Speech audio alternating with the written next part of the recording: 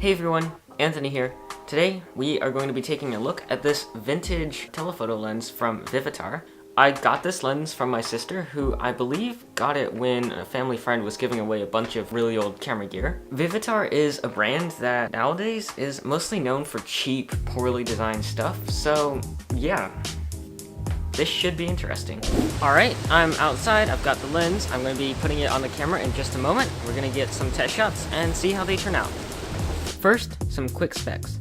The Vivatar lens has an 85-205mm zoom range, which is really good, and it also has a macro mode that I'll have to try out. There is also a retractable lens hood that is completely unique. I've never seen this on a lens before, and it's actually really helpful, as you don't have to bother with screwing and unscrewing a lens hood every time you need one.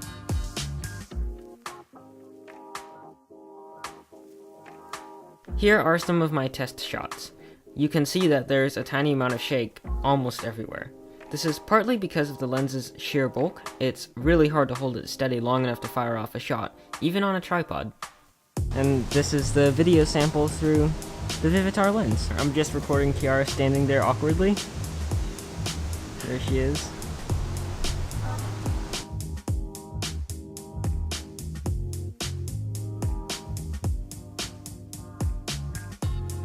An important thing to note with this lens, and any vintage lens really, is that they're all non-electronic, so that means they aren't able to communicate with modern cameras. You'll have to use them in manual mode exclusively. You can't use them in auto mode or anything like that. Be sure that you're comfortable with manual mode before picking up any vintage lens of any sort. So, I'm gonna switch it to macro. And gonna move back just a bit, Kiara. Stay right where you are. And now the leaf is in focus.